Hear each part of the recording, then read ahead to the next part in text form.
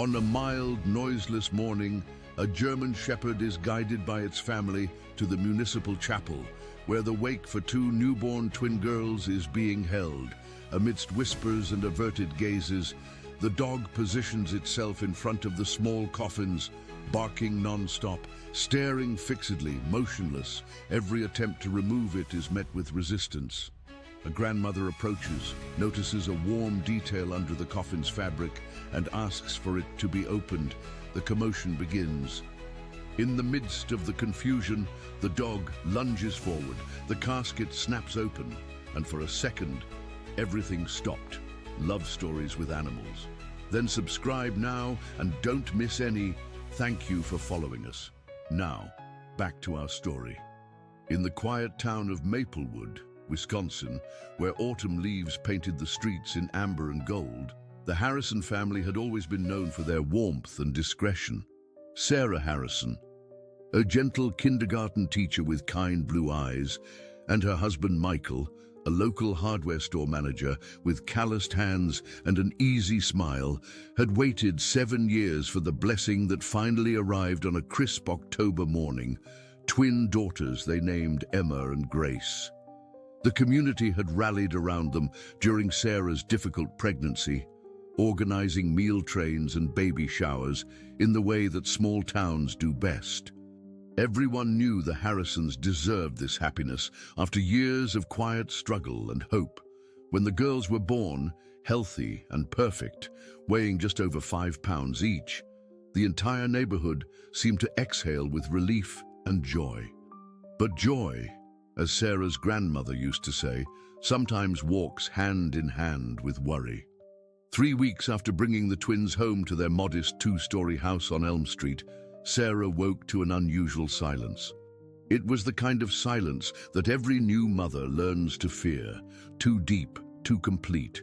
The baby monitor on her nightstand, usually alive with the soft sounds of infant breathing and tiny movements, was eerily quiet. Racing to the nursery with her heart hammering against her ribs, Sarah found both babies lying still in their matching cribs, their tiny chests barely rising and falling. Their skin had taken on a pale, almost translucent quality that made her stomach drop. Emma's little fist, usually curled tight around her blanket, hung open and slack. Grace's rosebud mouth, which had been nursing so eagerly just hours before, was slightly parted and unresponsive. "Michael!" Sarah's voice cracked through the house like breaking glass. "Michael, something's wrong." The frantic drive to Maplewood General Hospital blurred past in a haze of traffic lights and desperate prayers. Dr. Jennifer Walsh, the pediatrician who had delivered both girls, met them at the emergency entrance with a team of nurses. Her usually reassuring presence seemed strained as she examined the twins under the harsh fluorescent lights. "Their vital signs are extremely weak," Dr. Walsh explained, her voice carefully controlled. "Body temperature is dangerously low, and their response to stimuli is minimal. We're looking at what appears to be a rare condition called apparent life-threatening event syndrome. In layman's terms, their bodies have essentially gone into a protective shutdown mode." Sarah felt the floor tilting beneath her feet.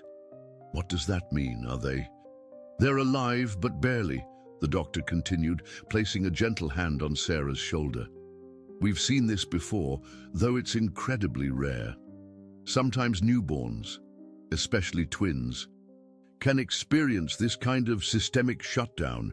We need to get them on life support immediately and run extensive tests." As the medical team wheeled the girls away on tiny gurneys, Michael wrapped his arm around Sarah's shaking shoulders. They had followed the ambulance in their sedan, but Thor, their 3-year-old German shepherd, had somehow managed to follow them too. The loyal dog now sat in the hospital parking lot, his intelligent brown eyes fixed on the building, his muscular body tense with an alertness that seemed almost human. Thor had been acting strangely all morning. Usually the picture of obedience, Michael had spent months training him as both a family pet and a guard dog. Thor had been restless since dawn, pacing the hallway outside the nursery and whining softly. When Sarah had discovered the twins' condition, Thor had tried to push past her into the room, his nose working furiously as if searching for a scent that didn't belong. "He knows something's wrong," Michael murmured, watching through the hospital window as Thor maintained his vigil in the parking lot. "Dogs can sense things we can't."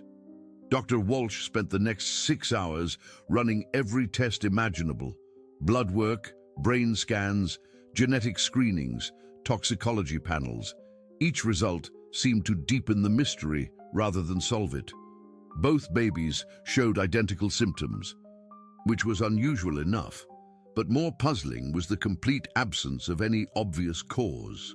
"There's something I need to discuss with you both," Dr. Walsh said, leading them to a quiet consultation room. Her expression was troubled, and she carried a thick folder of test results. The blood work shows traces of a sedative compound in both babies' systems. It's a very mild tranquilizer, sometimes used in pediatric medicine. But the levels we're seeing are higher than what we would ever prescribe for infants this young. Sarah's hand flew to her mouth. "Are you saying someone gave them something they shouldn't have?" "I'm saying we need to investigate every possibility. The compound isn't harmful in normal doses, but in newborns, even small amounts can cause the shutdown response we're seeing. The question is how it got into their systems." Michael's jaw tightened. "We've been so careful.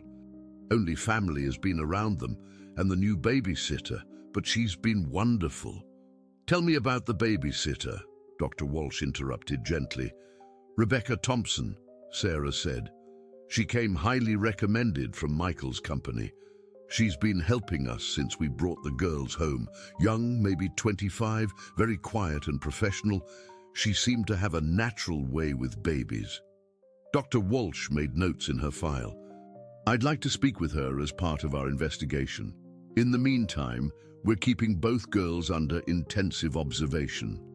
The good news is that their vital signs are slowly improving with supportive care. Whatever caused this, it appears to be wearing off." As if summoned by their conversation, a commotion arose from the parking lot below.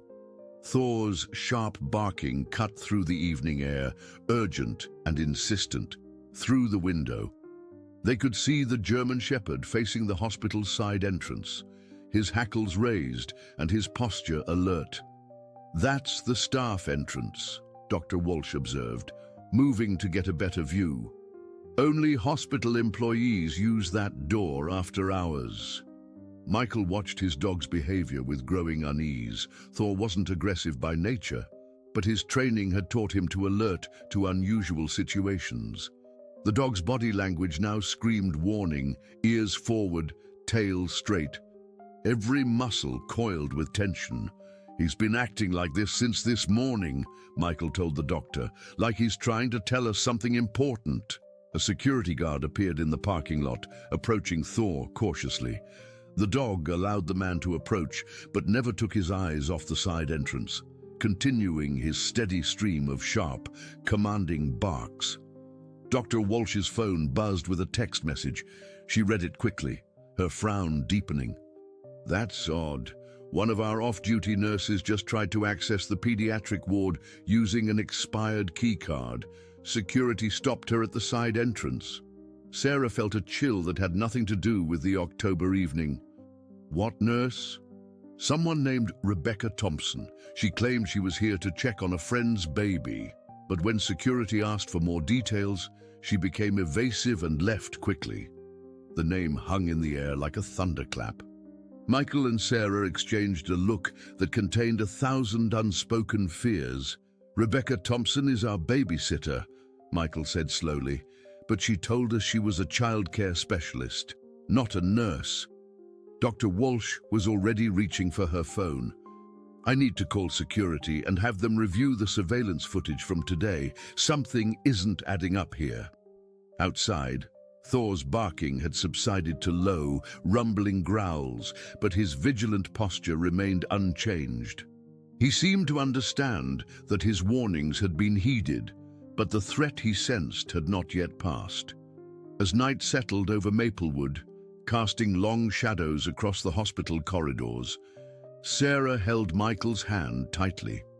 Their daughters lay in the pediatric intensive care unit, slowly fighting their way back from the edge of a medical mystery that was beginning to look less like a random tragedy and more like something far more deliberate.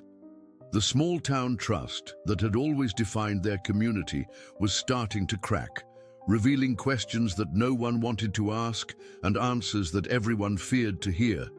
Dawn broke grey and uncertain over Maplewood as Sarah kept her vigil beside the twins, incubators.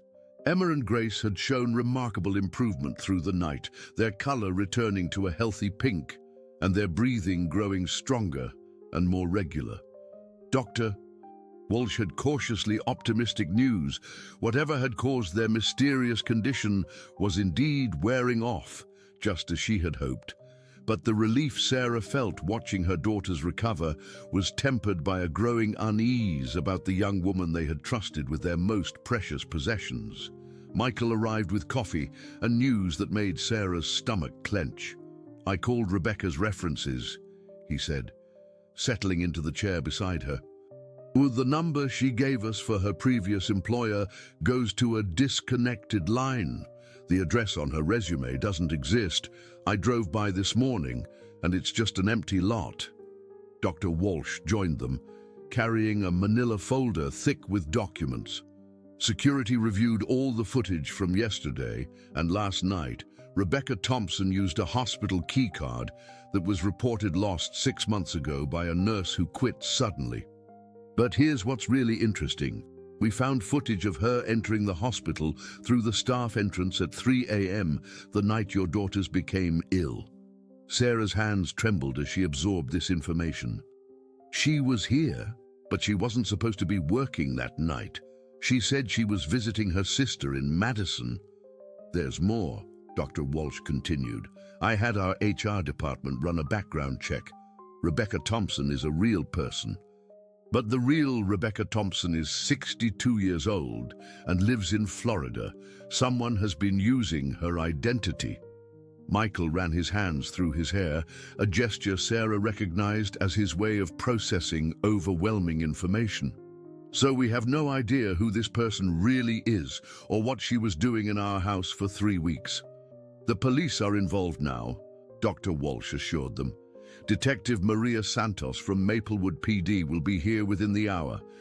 She specializes in cases involving identity fraud and, well, situations involving children." As if on cue, Thor's familiar bark echoed from the parking lot below. Sarah moved to the window and saw their faithful dog still maintaining his post, but his posture had changed. Instead of the alert tension from the night before, Thor now seemed to be tracking something specific. His head moved back and forth as he scanned the hospital's perimeter, and his nose worked constantly, as if following a scent trail. "He's been out there all night," Michael observed. "I tried to bring him home, but he won't leave. It's like he's guarding the place." A nurse Sarah didn't recognize approached them from down the hallway. She was young, with strawberry blonde hair and nervous eyes that darted between the Harrison family and the intensive care unit. "Excuse me," the nurse said, her voice barely above a whisper. "Are you the parents of the twin girls?" "Yes," Sarah replied cautiously. "Who's asking?" "My name is Jennifer Mills. I work in the nursery downstairs. I heard about what happened to your daughters, and I think I need to tell you something." Dr. Walsh stepped forward. "Jennifer, if you have information relevant to this case, you should speak with the police detective when she arrives." "I know, but I can't stop thinking about it," Jennifer continued, wringing her hands. 3 weeks ago, when you first brought your babies home, a woman came to the nursery asking detailed questions about newborn care. She said she was starting a job as a nanny for twins and wanted to make sure she knew everything about feeding schedules, sleeping patterns, and especially about emergency situations. Sarah felt her heart rate accelerate. What did she look like? Young, maybe mid-20s, dark hair, very soft-spoken. She seemed genuinely concerned about doing a good job. She asked specifically about medications that were safe for newborns and what signs to watch for if babies weren't thriving. Did she give you a name? Michael asked. Jennifer nodded slowly. She said her name was Rebecca Thompson. The pieces of the puzzle were starting to form a picture that none of them wanted to see. Dr. Walsh exchanged a meaningful glance with Sarah and Michael before asking, Jennifer, did she ask about anything else? Any other specific information? Actually, yes. She was very interested in how we handle situations where babies need intensive care. She asked about visiting policies, security procedures, and Jennifer hesitated, clearly uncomfortable with the memory. And what? Sarah prompted gently. She asked about protocols for when parents might need to make difficult decisions about their children's care. It struck me as odd at the time because most nannies wouldn't need to know about that kind of thing. A chill ran down Sarah's spine as she began to understand the implications. This woman, whoever she really was, had been gathering information about their babies and the hospital's procedures weeks before taking the job with their family. Detective Maria Santos arrived precisely when promised. A competent-looking woman in her 40s, with graying hair pulled back in a practical ponytail and eyes that seemed to take in every detail of her surroundings. She introduced herself with a firm handshake and immediately took charge of the situation. I've reviewed the preliminary report, Detective Santos said, settling into the family consultation room with her notebook. Oh, what we're looking at here appears to be a carefully planned deception. The question is, what the endgame was supposed to be. Michael leaned forward. What do you mean? Well, think about it logically. Someone assumes a false identity, spends weeks gaining your trust and learning about your children's routines, then somehow introduces a mild sedative into their systems. But the sedative wasn't meant to cause permanent harm. It was just enough to create a medical emergency. Sarah felt sick as the detective's words sank in. You're saying she deliberately made our babies ill? It's possible. But why? That's what we need to figure out. Did she ever express unusual interest in the twins? Ask strange questions? Suggest any changes to their care routines? As Sarah and Michael tried to remember every interaction with the woman they had known as Rebecca, Dr. Walsh's phone rang. She stepped away to take the call, but her increasingly troubled expression suggested the news wasn't good. That was the lab, Dr. Walsh announced when she returned. They've identified the specific compound in the baby's bloodstream. It's a medication called midazolam, a sedative that's sometimes used in pediatric procedures, but only in hospital settings, and never on infants this young without careful monitoring. Detective Santos made a note. So this isn't something someone could accidentally give to a baby. It would require medical knowledge and access to prescription medications. Exactly. And here's the concerning part. Midazolam has a very specific effect in newborns. In the right dose, it can slow their vital signs to the point where they might appear to be in severe distress, but it's reversible with proper medical intervention. The implications hung heavy in the air. Sarah found herself thinking about all the times Rebecca had volunteered to handle the night feedings, how she had always seemed so calm and knowledgeable about infant care, how she had recommended specific routines that she claimed would help the babies sleep better. There's something else, Michael said suddenly. Our home security system. Rebecca suggested we upgrade it after she started working for us. She said she'd noticed our existing system was outdated and that she worried about the babies' safety. Detective Santos looked up sharply. Did you upgrade it? Yes. She arranged for a company to come out and install new cameras and sensors. They were supposed to be state-of-the-art, with remote monitoring capabilities. I need the name of that security company, the detective said, her pen moving rapidly across her notepad, and I need access to your home to examine those systems. From the parking lot below, Thor's barking suddenly intensified. Looking out the window, they could see the German Shepherd focused on a silver sedan that had just pulled into the visitor parking area. The car sat there for several minutes, engine running, as if the driver was observing the hospital.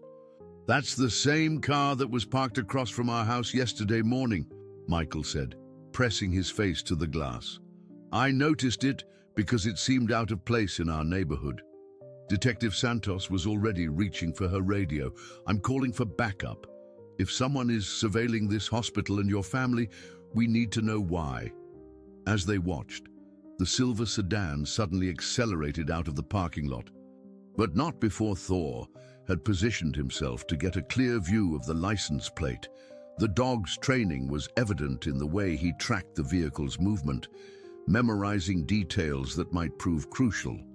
"Smart dog," Detective Santos observed. "We'll check traffic cameras and see if we can identify that vehicle." Dr. Walsh checked her watch.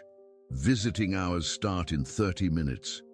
If Emma and Grace continue improving at this rate, you should be able to hold them later today." The prospect of finally being able to comfort her daughters brought tears to Sarah's eyes. But the relief was mixed with a persistent fear. Someone had deliberately targeted their family, and until they understood why, the danger might not be over. Detective Santos closed her notebook and stood. "I'm going to need you both to come to the station later today to give formal statements. In the meantime, the hospital has agreed to post security outside the pediatric unit. No one gets near your daughters without proper authorization." As the detective left to coordinate with hospital security, Sarah and Michael sat in the quiet consultation room, trying to process everything they had learned.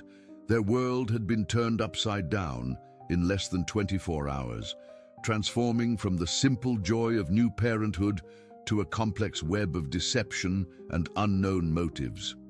Outside, Thor continued his patient vigil, a loyal guardian whose instincts had possibly saved their daughters' lives.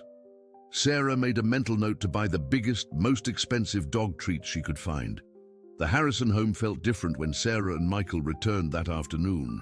What had been their sanctuary for 7 years now seemed invaded by invisible threats and unanswered questions. Every corner held potential evidence. Every surface a possible clue to the woman who had deceived them so completely. Detective Santos arrived with a forensics team and a warrant to search the premises. She moved through their home with professional efficiency, but Sarah could see the detective's growing concern as she examined the recently installed security system.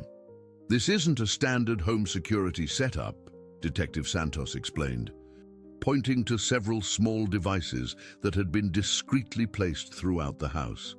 "These are professional-grade surveillance cameras with remote access capabilities. Whoever installed this system could monitor your family's activities from anywhere." Michael's face darkened. "You mean she was watching us, even when she wasn't here?" "It's looking that way. We'll need our tech team to trace where the feeds were going. But this level of surveillance suggests something much more organized than a single-person operation." Sarah sank into their living room sofa, overwhelmed by the violation of their privacy. She recommended that security company specifically, said they were the best in the area for families with young children. "What was the name of the company?" Detective Santos asked, making notes. "Guardian Angel Security Systems," Michael replied. The installer was professional. Said they specialized in protecting high-value targets. Detective Santos raised an eyebrow. "High-value targets? Those were his exact words?" "Yes, but we thought he meant the babies.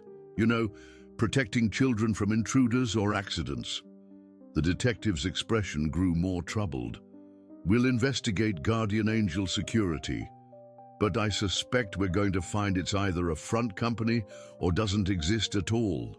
Thor had followed them home from the hospital and now moved restlessly through the house, his sensitive nose picking up scents that the humans couldn't detect.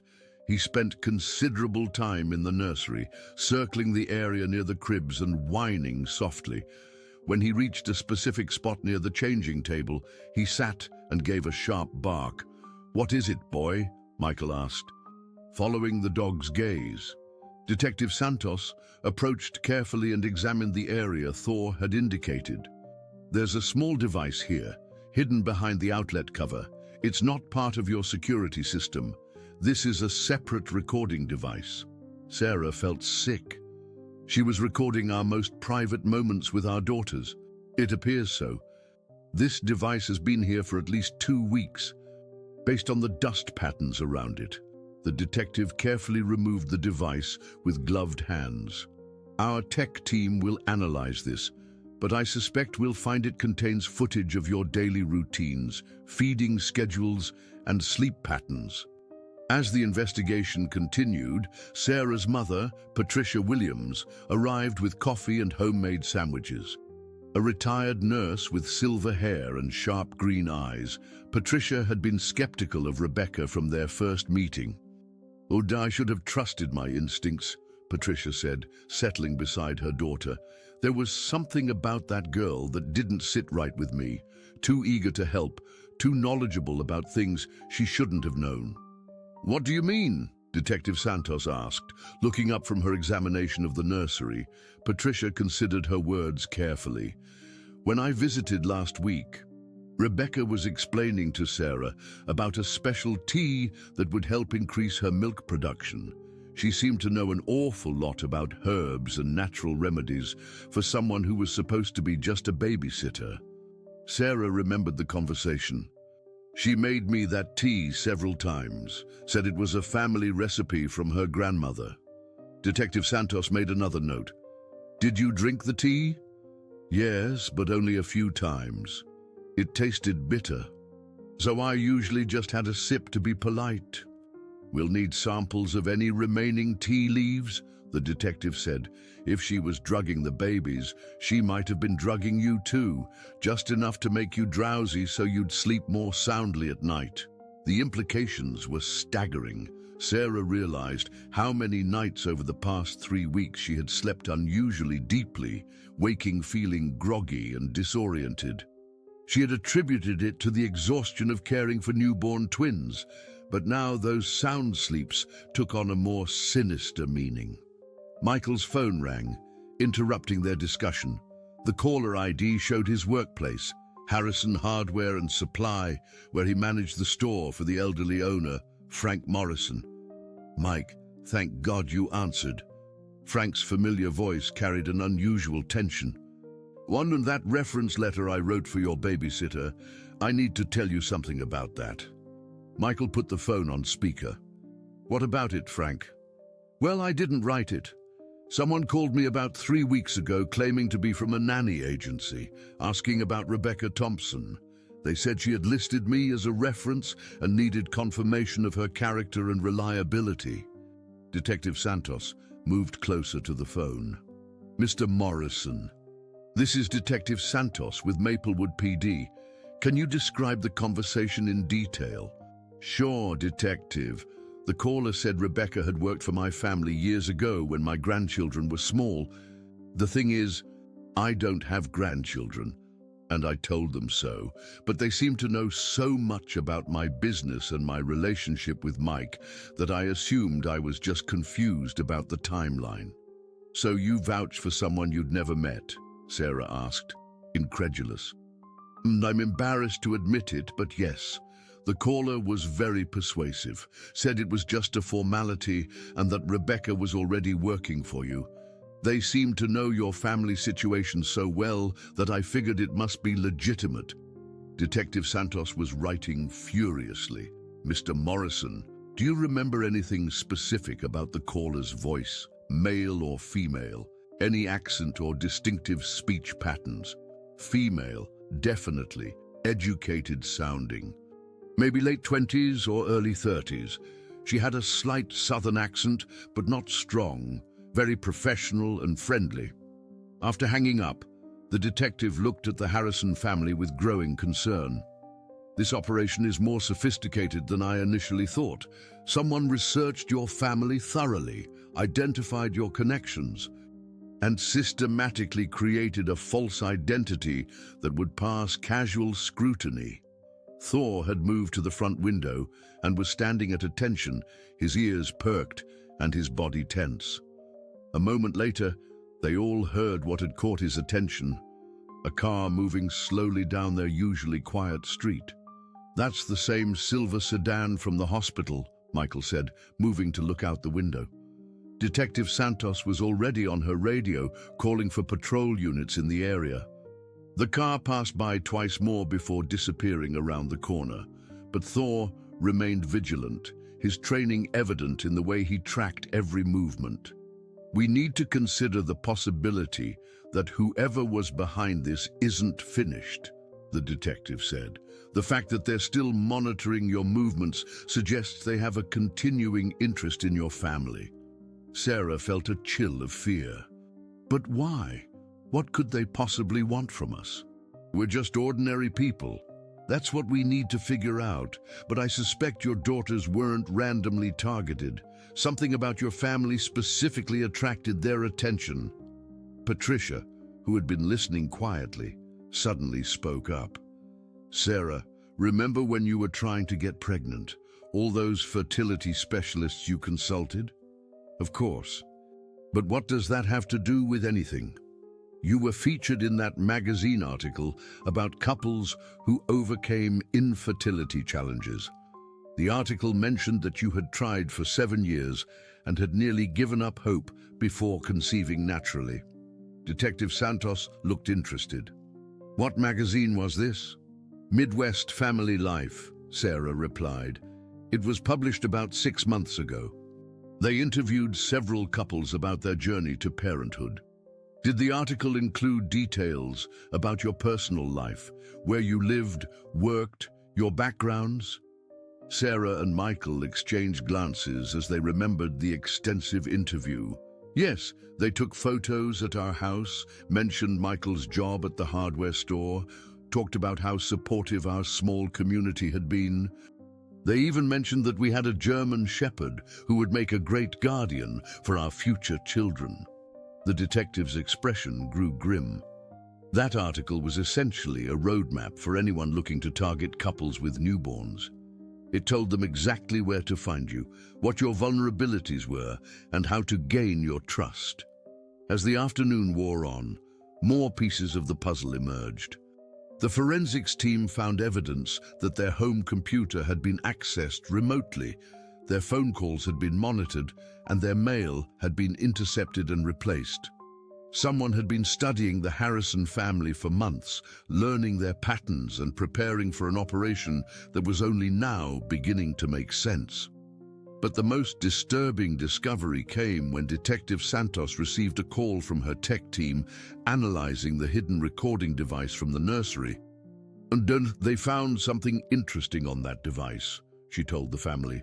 "It wasn't just recording your activities, it was also transmitting live feeds to multiple locations. Whoever was watching you was sharing that information with others." Thor, who had been resting near the window, suddenly stood and began barking urgently. Outside, they could see a woman walking slowly past their house, pausing to look at their front yard before continuing down the street. "That's her," Sarah gasped. "That's Rebecca." But as they looked more closely, they realized the woman bore only a superficial resemblance to the person they had known. Same height and build, but different hair color and style, different clothes, different posture.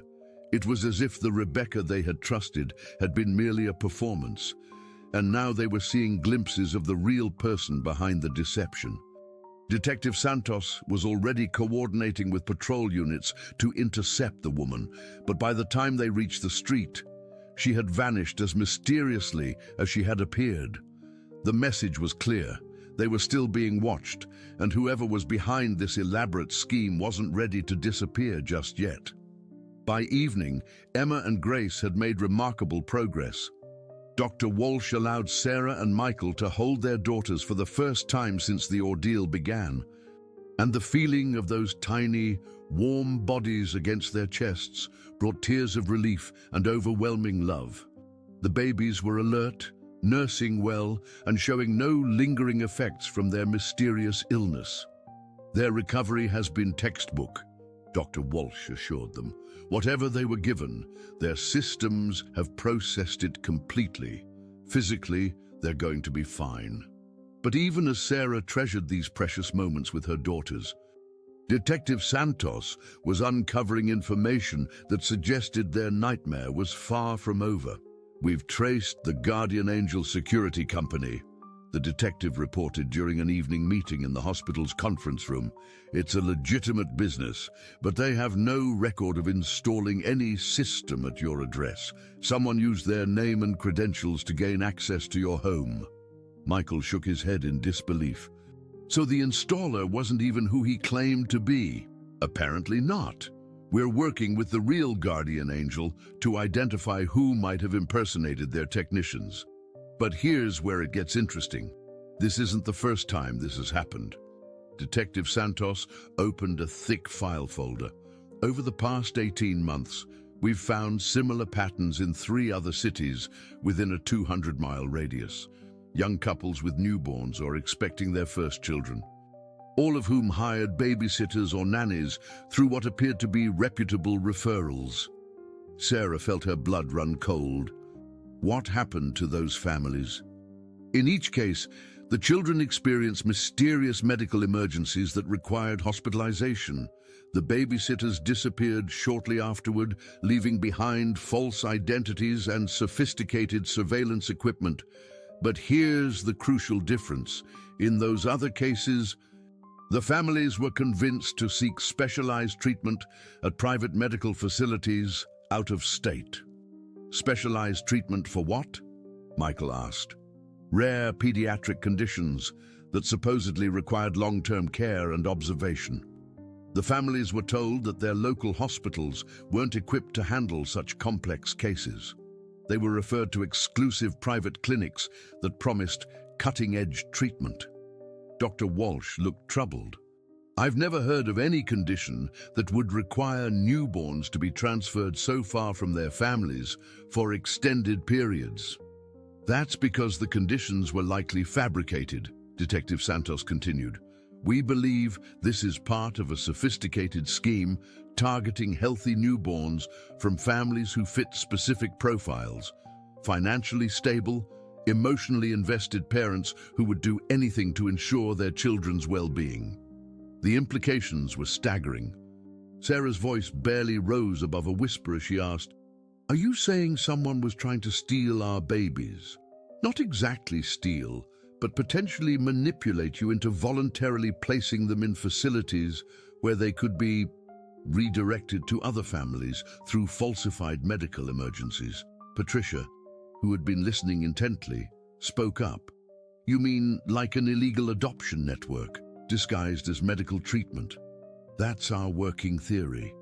The elaborate setup, the surveillance, the false identity, the deliberate creation of a medical crisis, all of it was designed to make you desperate enough to trust strangers with your children's care." Thor, who had been resting quietly in the corner, suddenly lifted his head and began a low growling. A moment later, Dr. Walsh's phone rang. "Dr. Walsh, yes, I understand. Are you certain? We'll be right there." She hung up with a grim expression. That was security. Someone just attempted to access the pediatric ward using stolen hospital credentials. They were stopped, but in the confusion, they managed to escape. Detective Santos was already on her feet. "I need to see the security footage immediately." As they hurried through the hospital corridors, Sarah couldn't shake the feeling that they were being watched. Every nurse they passed, every doctor in the hallway, every maintenance worker could potentially be connected to the network that had targeted their family. In the security office, they watched grainy footage of a figure in scrubs attempting to use a key card at the pediatric ward entrance. The person was wearing a surgical mask and cap, making identification difficult, but their posture and movements seemed familiar. "Can you enhance the image?" Detective Santos asked the security chief. "We're working on it." But the person clearly knew where the cameras were located. They kept their face turned away from most angles. Thor, who had accompanied them to the security office, was becoming increasingly agitated. He paced the small room, whining and occasionally letting out sharp barks that seemed directed at the surveillance monitors. "He's responding to something on those screens," Michael observed. "Maybe a scent or sound we can't detect." The security chief, a veteran of hospital safety protocols, nodded thoughtfully. "Dogs can pick up on electromagnetic frequencies from certain devices. If this person was carrying specialized equipment, your dog might be alerting to that." Dr. Walsh's pager buzzed urgently. "I need to check on something in the pediatric ward," she said, but Detective Santos immediately intervened. "No one goes anywhere alone right now. If someone is targeting this hospital and your family specifically, we can't take any chances." They moved as a group toward the pediatric unit, with Thor leading the way. The dog's behavior had become increasingly purposeful, as if he was tracking a specific scent through the hospital corridors. When they reached the pediatric ward, they found Nurse Jennifer Mills waiting for them with obvious anxiety. "Dr. Walsh, I'm so glad you're here," Jennifer said nervously. "About an hour ago, a woman came to the unit claiming to be a pediatric specialist from Children's Hospital of Wisconsin. She said she was here to consult on the Harrison twins case." Detective Santos stepped forward. "Did you allow her access to the babies?" "No, absolutely not. Something about her story didn't add up. She knew details about the case that hadn't been shared outside our immediate team. But when I asked for her credentials, she became evasive and left quickly." "Can you describe her?" Sarah asked.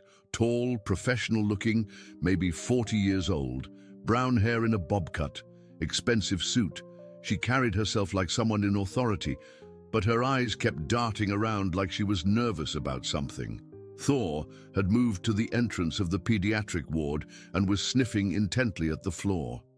His posture indicated he had found a scent trail, and he began following it down the hallway with determination. "He's tracking something," Michael said. "Thor was trained for search and rescue before we adopted him. He knows how to follow scent trails." They followed the dog through a maze of hospital corridors, past the cafeteria, through a connecting bridge to the medical office building, and finally to a stairwell that led to the parking garage. "She went this way," Detective Santos confirmed. "Noting security cameras that would have captured the route. We'll pull all the footage from this path and see if we can identify her vehicle." As they emerged into the parking garage, Thor led them to a specific parking space near the exit. The space was empty now, but the dog circled it repeatedly, indicating that this was where the scent trail ended. "License plate readers," the security chief said, pulling out his phone. "Every vehicle entering and leaving this garage is automatically photographed. If we can narrow down the time frame, we can identify what vehicle was parked here." Within minutes, they had their answer. A black SUV with tinted windows had been parked in that exact spot during the time of the attempted breach. The license plate was registered to a rental company. "I'll have units checking all rental locations in the area," Detective Santos said. "But these people have been one step ahead of us so far. I suspect they used false identification for the rental too." As they returned to the pediatric ward, Dr. Walsh's phone rang again. This time, her expression shifted from concern to alarm. "That was the lab," she announced. "They've finished analyzing the sedative compound found in the baby's blood. The specific formulation isn't commercially available. It's a custom mixture that would require advanced pharmaceutical knowledge to create." "Meaning?" Sarah asked, though she dreaded the answer. "Meaning, we're not dealing with a simple fraud scheme. Someone with serious medical expertise and resources is behind this. The level of sophistication suggests an organization with connections to legitimate medical facilities and possibly pharmaceutical companies." Detective Santos closed her notebook with a snap. This case just became federal. I'm calling the FBI tonight. This network has crossed state lines, involves identity theft, medical fraud, and potentially trafficking. It's beyond what local law enforcement can handle alone. As they prepared to leave the hospital for the night, with Emma and Grace finally stable enough for their parents to get some rest, Sarah felt the weight of how much their lives had changed in just a few days. What had begun as a simple medical emergency had revealed a complex criminal network that had been stalking their family for months. Thor walked beside them through the parking garage, his trained senses alert for any sign of danger. As they reached their car, the German Shepherd suddenly stopped and looked back toward the hospital entrance. Standing in the shadows near the main doors was a figure that seemed to be watching them, too far away to identify clearly, but close enough to send a message. They were still being observed, still being tracked. Detective Santos noticed the figure too and immediately called for backup. But by the time patrol units arrived, the person had melted away into the night like smoke. "Gee, we're going to station officers at your home tonight," the detective decided, "and tomorrow the FBI will take over this investigation. Whatever these people are planning, we're going to stop them before they can target another family."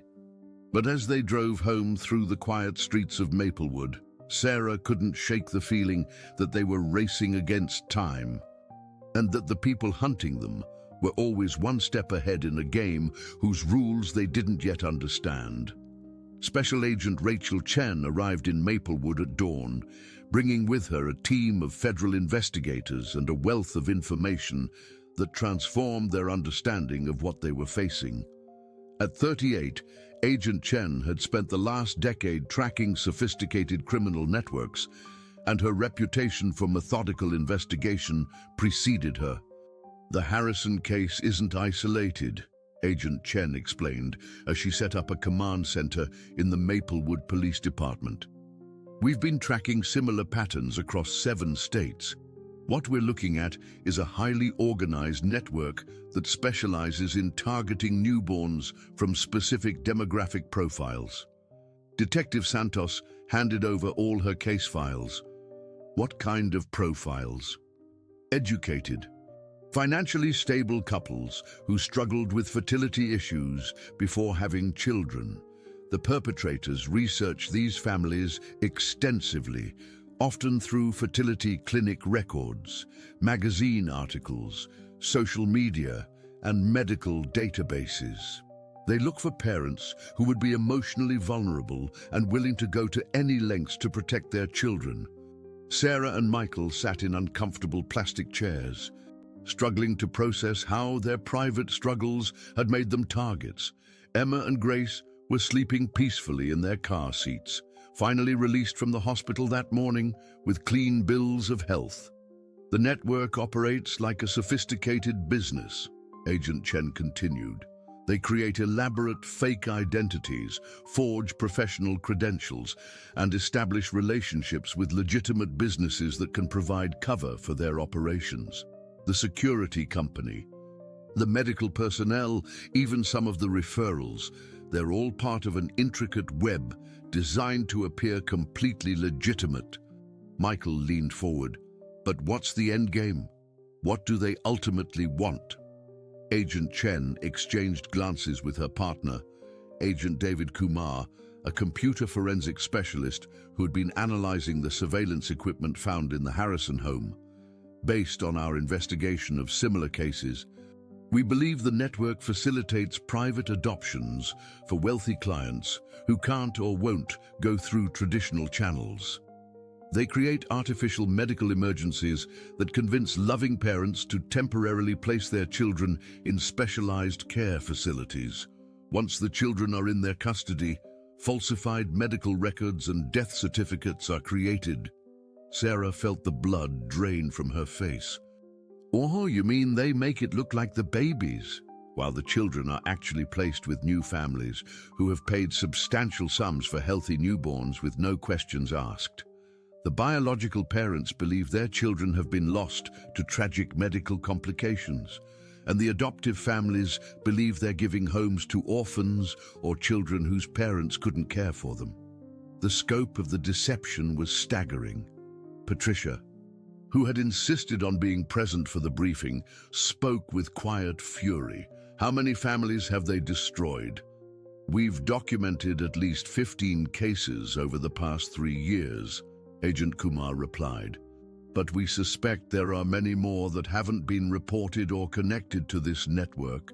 Thor, who had been resting near Sarah's feet, suddenly raised his head and gave a low, warning growl. Agent Chen noticed the dog's behavior immediately. German Shepherds are excellent at detecting surveillance and tracking, she observed. Has he been consistently alerting to specific threats? He's been our early warning system, Michael said with obvious pride. Thor knew something was wrong before any of us did. Agent Chen made a note in her file. I'd like to have our K9 specialist work with Thor. Sometimes civilian dogs pick up on things our trained animals miss because they're more attuned to their specific environment and family. As the briefing continued, Agent Kumar pulled up a complex organizational chart on his laptop. We've identified several key players in this network. There's Dr. Elena Vasquez, a former pediatrician who lost her license 5 years ago for falsifying medical records. She appears to be the medical coordinator for the operation. Sarah recognized the description of the woman who had tried to access the pediatric ward. That matches the person Jennifer Mills described, the fake specialist from Children's Hospital. Then there's Marcus Webb, a former social worker who was dismissed for ethical violations. He specializes in creating false documentation and establishing fake referral networks. We believe he was responsible for the Guardian Angel security deception. The photos Agent Kumar displayed showed professional-looking individuals who could easily blend into any medical or social service environment. Sarah realized how thoroughly they had been manipulated by people who understood exactly how to exploit a family's trust and desperation. The person you knew as Rebecca Thompson is actually Amanda Foster, Agent Chen continued. She's a trained actress and con artist who specializes in long-term identity infiltration. She's been working with this network for at least 2 years. Michael's jaw clenched. An actress. She was literally performing a role in our home. A very convincing performance designed to study your family's routines and vulnerabilities while waiting for the right moment to create a crisis. The sedative she administered to your daughters was carefully calculated to create symptoms that would require hospitalization but wouldn't cause permanent harm. Agent Kumar's computer chimed with an incoming message. We just got a hit on facial recognition. Amanda Foster was spotted 3 hours ago at a bus station in Milwaukee. She's still in the area. Agent Chen was immediately on her radio, coordinating with Milwaukee field agents. They're not finished with your family, she told the Harrisons. The fact that they're still operating in this region suggests they're planning something else. Detective Santos looked concerned. What kind of something else? In other cases, when the initial plan was disrupted, the network sometimes attempted more direct approaches. They might try to convince you that your children are still in danger and need specialized treatment. Or they could attempt to discredit the local medical care and pressure you to seek help elsewhere. As if summoned by their conversation, Dr. Walsh arrived at the police station with troubling news. I just received a call from someone claiming to be from the CDC. They said there had been reports of a rare pediatric condition affecting twins in our area and that the Harrison babies might need additional testing and observation. Agent Chen's expression hardened. What exactly did they say? They wanted to arrange for the babies to be transferred to a specialized facility in Chicago for comprehensive evaluation. They said our local lab might have missed something and that time was critical. Did you agree to anything? Absolutely not. I told them I'd need to verify their credentials and discuss it with the family first. But they were very persistent and seemed to know details about the case that shouldn't be public knowledge. Sarah clutched Emma closer to her chest. They're not going to stop, are they? Not until we stop them, Agent Chen replied firmly. But we have advantages they don't know about. They don't realize we've identified their network, and they don't know we're tracking their movements. Thor suddenly stood and moved to the window. His attention focused on the parking lot outside. His posture indicated alertness, but not immediate danger, more like he was noting the arrival of someone familiar. That's our K9 specialist, Agent Chen said, following the dog's gaze. Special Agent Lisa Park and her partner Rex. They're going to help us set up a protective detail that Thor can work with. As Agent Park entered with a magnificent Belgian Malinois at her side, Thor's demeanor shifted to professional interest. The two dogs sized each other up briefly before Thor seemed to accept Rex as an ally. Thor's training is impressive, Agent Park observed after watching the German Shepherd's careful assessment of the new situation. He's been protecting his family instinctively, but we can enhance his natural abilities to help with our operation. What kind of operation? Sarah asked nervously.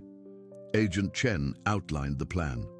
Today we're going to use your family as bait, but with complete protection. The network is still trying to complete their operation, so we'll give them an opportunity to make contact while we're ready to capture them. Absolutely not, Michael said immediately. I won't risk my daughter's safety to catch these people. The babies will never be in actual danger, Agent Chen assured him. We'll use decoys and sophisticated surveillance to create the appearance of vulnerability while maintaining complete security. The goal is to draw them into the open so we can arrest the entire network and shut down their operation permanently. Patricia spoke up with surprising resolve.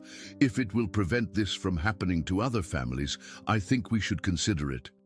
Agent Kumar received another message on his computer. Amanda Foster just boarded a bus back to Madison.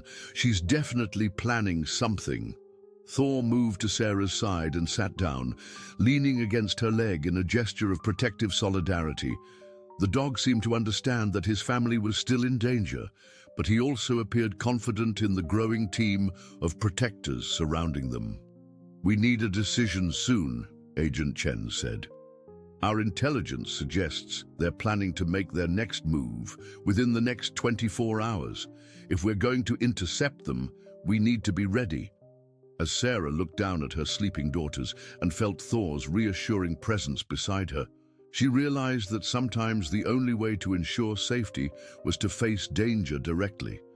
The network had targeted her family based on their perceived vulnerability, but they had underestimated the strength that comes from love, loyalty, and the determination to protect what matters most. What exactly would we need to do? Sarah asked, her voice steady despite her fear. Agent Chen smiled for the first time since arriving in Maplewood. We're going to give them exactly what they think they want, a family desperate enough to trust strangers with their children's lives. But this time, we'll be ready for them. The plan was elegant in its simplicity. Sarah and Michael would return home with the twins, appearing to follow their normal routine while actually surrounded by an invisible network of federal agents. Every neighbor had been quietly briefed, every approach to their house was under surveillance, and Thor had been fitted with a special collar that allowed the FBI to monitor his location and stress levels in real time.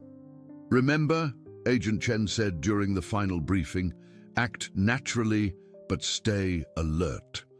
If Thor shows any signs of agitation, that's our signal that someone is approaching who shouldn't be there.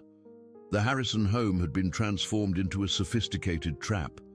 Hidden cameras captured every angle, sensitive microphones picked up conversations from blocks away, and Agent Park's K9 unit was positioned in an unmarked van across the street. Emma and Grace, blissfully unaware of the drama surrounding them. were actually being cared for by FBI agents trained in childcare at a secure location miles away. The babies in Sarah's arms were incredibly realistic dolls, equipped with devices that simulated breathing and heartbeat. "I feel ridiculous," Sarah murmured to Michael as they sat in their living room, pretending to watch television while holding the decoy infants. "Just think of it as the performance of our lives," Michael replied, though his own tension was evident in the way he kept glancing toward Thor, who was lying near the front window in apparent relaxation. They didn't have to wait long. At exactly 2:47 p.m., Thor's head lifted and his ears perked forward. The dog's posture shifted from relaxed to alert, but he didn't bark. His training with Agent Park had taught him to signal silently when possible. Agent Chen's voice came through their hidden earpieces. "We have movement. A white van just turned onto your street. License plate doesn't match any vehicles from your neighborhood." Sarah felt her heart rate accelerate, but she forced herself to continue the charade of feeding one of the dolls. The van passed by their house slowly, then circled the block twice before parking 3 houses down. Thor's stress indicators are elevated, but controlled, Agent Park reported. He's tracking something specific. For 20 minutes, nothing happened. Then Sarah's phone rang. "Mrs. Harrison, this is Dr. Elizabeth Morrison from the Pediatric Research Institute in Chicago. I believe someone from the CDC contacted your physician about your daughters." Sarah recognized the calm, professional tone that was designed to inspire confidence. "Yes, Dr. Walsh mentioned that. I'm calling because we've had a breakthrough in understanding the condition that affected your twins. We've developed a new treatment protocol that could prevent any recurrence, but we need to examine the babies as soon as possible." "I thought they were completely recovered," Sarah said, following the script Agent Chen had prepared. "The apparent recovery is actually part of the condition's pattern. Without proper treatment, there could be severe complications within the next few days. I know this is frightening, but time is absolutely critical." Thor had moved to the window and was now showing clear signs of agitation, though he remained silent. His body language indicated that the threat he sensed was getting closer. "What kind of treatment?" Sarah asked, her voice conveying the fear that any mother would feel. "We have a specialized transport unit that can provide immediate care during transfer to our facility. I can have them at your house within the hour. The treatment is completely non-invasive, but it must be administered in our controlled environment." Agent Chen's voice whispered in Sarah's ear, "Keep her talking. We're tracking the call and moving units into position." "Doctor, could I speak with my pediatrician first? Dr. Walsh has been caring for the girls, and I'd like her opinion." There was a brief pause. "Of course, but please understand that every hour of delay increases the risk. I'll have our transport team proceed to your location while you contact Dr. Walsh. They can wait outside until you're ready." The line went dead. Almost immediately, the white van started moving toward their house. "This is it," Agent Chen announced. "All units, prepare for contact." Thor rose to his feet, his attention now completely focused on the approaching vehicle. His nose worked furiously, analyzing scents that were invisible to the humans around him. The van pulled into their driveway with practiced efficiency.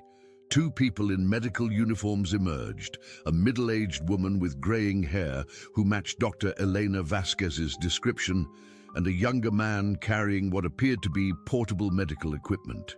Sarah's doorbell rang with a sound that seemed unnaturally loud in the tense atmosphere.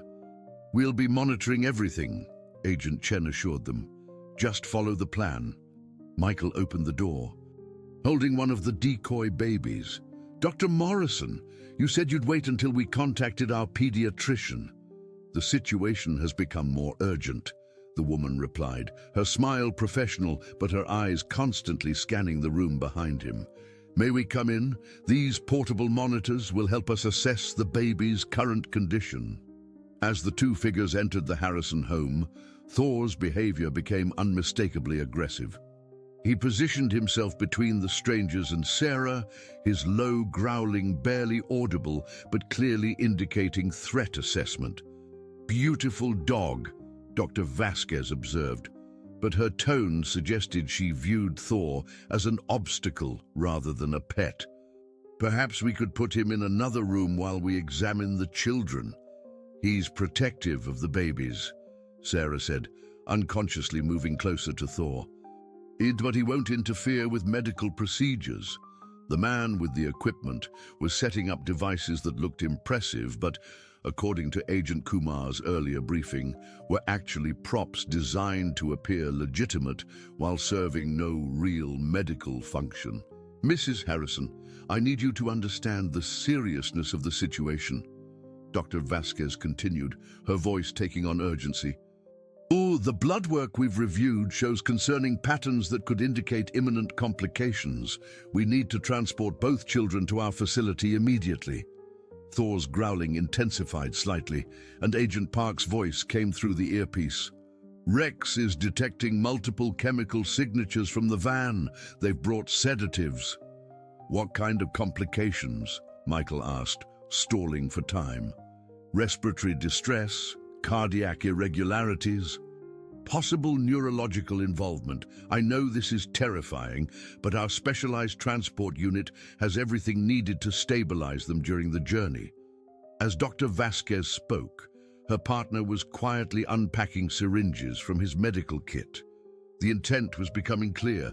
They planned to sedate the babies for transport, probably using the same compounds they had administered 3 days earlier.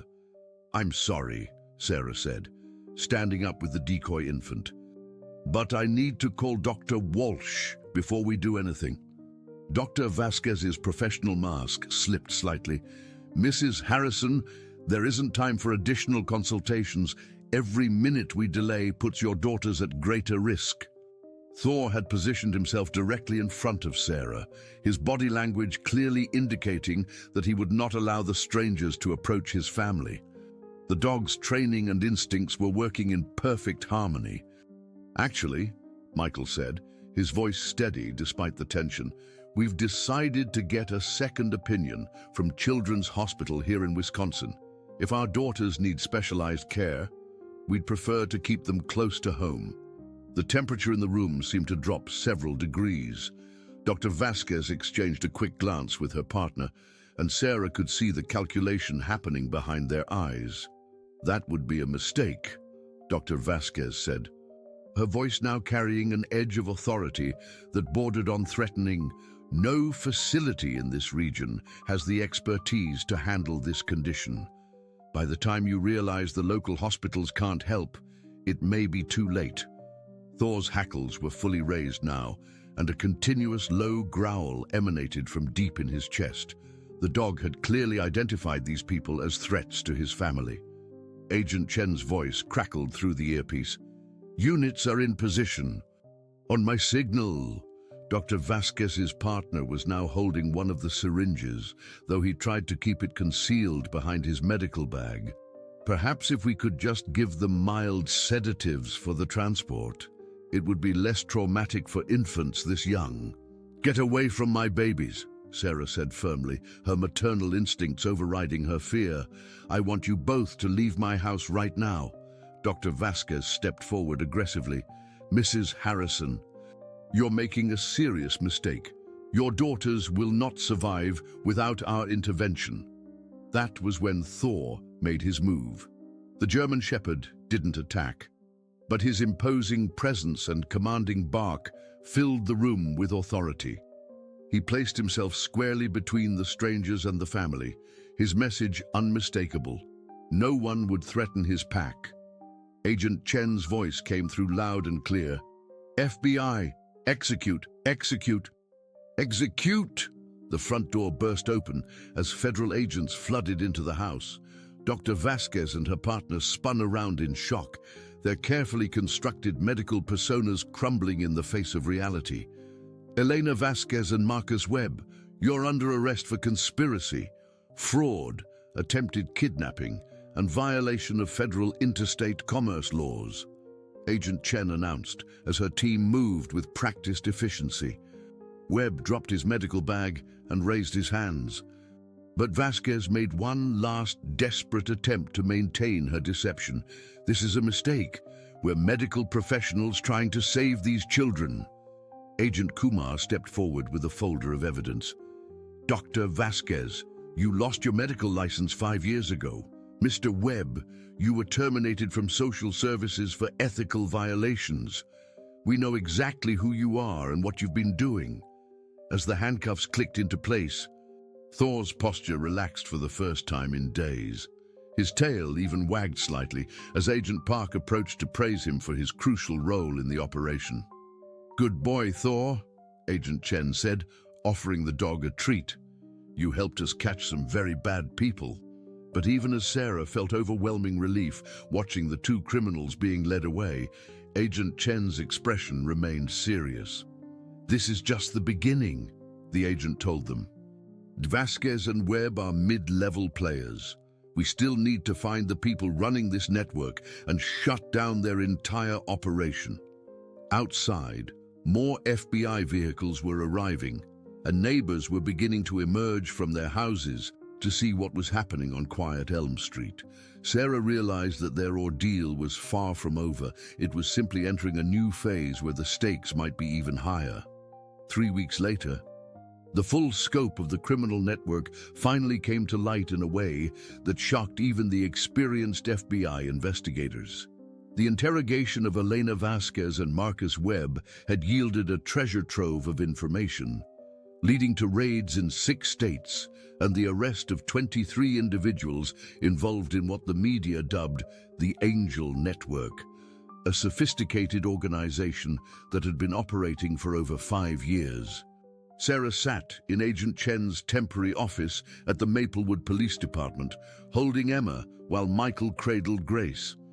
The real babies had been returned to them within hours of the arrests, but it had taken weeks for the family to truly feel safe again. Thor lay at their feet, wearing a new collar that read "Hero," a gift from the grateful FBI team. "The financial records we've uncovered are staggering," Agent Chen explained, spreading documents across her desk. This network generated over $12 million in the past 3 years alone. They charged desperate couples between $200,000 and $500,000 for healthy newborns, telling buyers that the children were from families who couldn't care for them due to medical or financial hardship. Agent Kumar joined them with his laptop, showing a complex organizational chart. The operation was run by Dr. Patricia Kellerman, a former fertility specialist who lost her license for ethical violations 8 years ago. She's been operating under multiple identities, using her medical knowledge to create elaborate deceptions. Sarah shuddered as she looked at the photo of a distinguished-looking woman in her 50s. This person was willing to destroy families for money?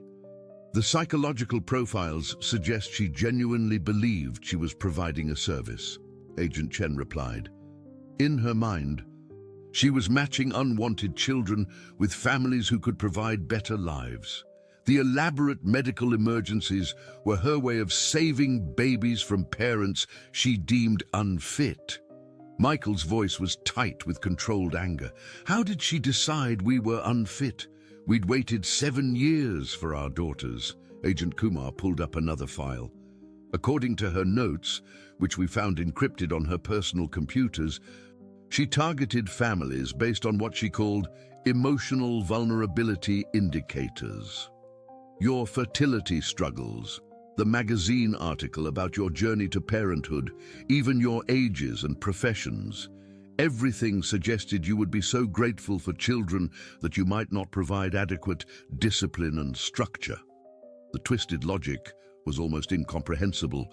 Dr. Kellerman had appointed herself judge and jury over families' worthiness to raise their own children, then orchestrated elaborate schemes to separate parents from babies she deemed would be better served elsewhere. The most disturbing part, Agent Chen continued, is how many legitimate professionals she corrupted or manipulated. Some of the fertility clinics, adoption agencies, and even hospitals had employees who were either knowingly participating or being deceived themselves. Patricia Williams, who had become a fixture at the police station during the investigation, spoke up from her corner chair. How many families did they destroy? We've identified 47 cases over 5 years, Agent Kumar answered solemnly. 19 families who believed their children had passed away from sudden medical complications. 28 cases where parents were convinced to place their children in specialized care facilities that turned out to be fronts for the adoption network. Sarah felt tears welling up as she imagined the pain of those other families. Are you able to reunite them? In many cases, yes, it's complicated because some of the adoptive families genuinely believed they were helping orphaned children, but we're working with family courts to sort out the legal issues. The important thing is that the children are safe and the truth is coming to light. Dr. Walsh entered the office with a folder of medical records. I wanted to give you the final analysis of what was done to Emma and Grace, she said, settling into a chair near the family. The compound they were given was carefully calculated to create symptoms that would resolve quickly with minimal intervention. In medical terms, it was actually quite sophisticated, dangerous enough to create a crisis, but designed not to cause permanent harm. So, our daughters were never really in danger of... Sarah couldn't finish the sentence. No, not from the medical perspective. The sedative would have worn off within 6 to 8 hours, regardless of treatment. But the psychological trauma to your family and the potential for the network to manipulate you during that vulnerable time was very real. Thor lifted his head and gave a soft woof, as if reminding them that he had known something was wrong from the beginning. Agent Park, who had stayed in Maplewood to complete Thor's recognition ceremony, smiled as she looked at the German shepherd. Thor's instincts saved your family, Agent Park said.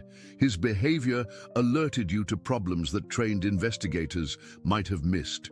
The persistent barking at the hospital, his agitation around Amanda Foster, his tracking abilities, everything he did was textbook protective behavior. The ceremony to honor Thor was scheduled for the following day, with representatives from multiple law enforcement agencies planning to attend. The story had captured national attention, with Thor being featured on morning shows as an example of the incredible bond between families and their loyal dogs. What happens to Amanda Foster? Michael asked. She lived in our house for 3 weeks, gained our trust, watched our most private moments. Agent Chen's expression hardened. Amanda Foster, whose real name is Catherine Mills, has been charged with conspiracy, fraud, identity theft, and child endangerment. She's cooperating with our investigation in exchange for a reduced sentence, but she's looking at a minimum of 8 years in federal prison. Jennifer Mills, the nurse who helped us at the hospital, is she related? Sarah asked suddenly. Different surname by marriage, but yes, Jennifer is Catherine's sister-in-law. That's how Catherine knew so much about hospital procedures and could access information about your daughter's care. Jennifer had no idea her family connection was being exploited. She thought she was just providing general information about newborn care to someone starting a legitimate job. The web of deception had been so intricate that even now, weeks later, investigators were still uncovering new connections and victims. But for the Harrison family, the nightmare was finally over. Agent Chen stood and extended her hand to Sarah and Michael. I want you to know that your courage in participating in the operation prevented this network from targeting other families. The evidence we gathered during the sting operation was crucial in building cases against the entire organization. As they prepared to leave the police station for what they hoped would be the final time, Detective Santos approached with a manila envelope. These are copies of all the surveillance recordings from your home, she said. We've removed anything that could be considered invasive of your privacy, but there are some moments of your daughter's early days that you might want to keep. Not everything this network documented was sinister. Some of it was just life happening. Sarah accepted the envelope with mixed emotions. The idea that strangers had been watching their most intimate family moments was still disturbing. But the thought that some of Emma and Grace's first weeks had been preserved was oddly comforting. Thor stood and stretched, ready to go home to a house that had been thoroughly swept for surveillance devices and restored to the sanctuary it was meant to be. New security systems had been installed, legitimate ones this time, recommended by the FBI and installed by technicians who had undergone extensive background checks. As they walked to their car, Agent Chen called out one final piece of information. Dr. Kellerman's organization had files on over 200 potential target families. Your quick thinking and Thor's alerts helped us prevent those families from going through what you experienced. The drive home through Maplewood's familiar streets felt different somehow. The town hadn't changed, but the Harrison family's understanding of how precious and fragile their peaceful life was had been forever altered. They had learned that evil could wear professional clothes and speak in caring voices, but they had also discovered that love, loyalty, and courage were more powerful than any deception. Emma and Grace slept peacefully in their car seats, blissfully unaware of the drama that had surrounded their first month of life. By the time they were old enough to understand the story, it would be history, a tale of how their family had been targeted by criminals but saved by their parents' love and their dog's unwavering loyalty. That evening, as Sarah and Michael sat in their living room watching their daughters play on a blanket, while Thor kept patient watch nearby, they reflected on how much their lives had changed. "Do you think we'll ever feel completely safe again?" Sarah asked, unconsciously reaching down to pet Thor's head. "And I think we'll feel differently safe," Michael replied thoughtfully. "Before this happened, we trusted too easily because we lived in a bubble where we couldn't imagine this kind of evil existing. Now we know it exists, but we also know we're strong enough to fight it." Thor looked up at them with his intelligent brown eyes, his tail wagging slightly as if he understood and approved of the conversation. The dog had been their protector, their early warning system, and their hero. But more than that, he had been proof that loyalty and love could triumph over the most sophisticated deceptions. 6 months later, the Harrison family had settled into a new normal. Emma and Grace were thriving, reaching all their developmental milestones and showing no lasting effects from their early ordeal. Thor had become something of a local celebrity, with parents throughout Maplewood asking for advice on training their own dogs to be family protectors. The Angel Network trials were ongoing, with Dr. Kellerman and her top associates facing life sentences for their crimes.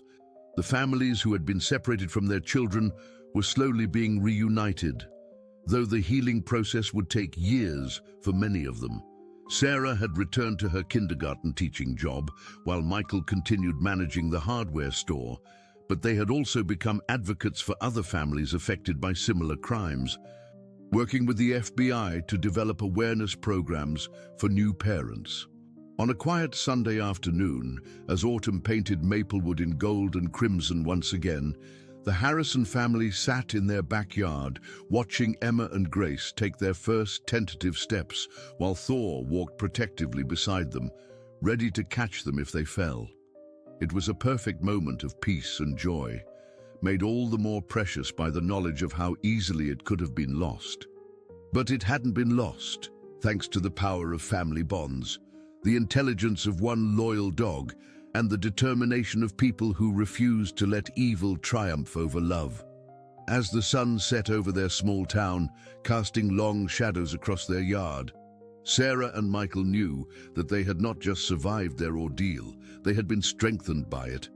And Thor, their faithful guardian, would continue to watch over their growing family with the same unwavering devotion that had saved them all. Dear listeners, we hope that the story of Sarah, Michael, Emma, Grace, and the heroic Thor has moved and inspired you.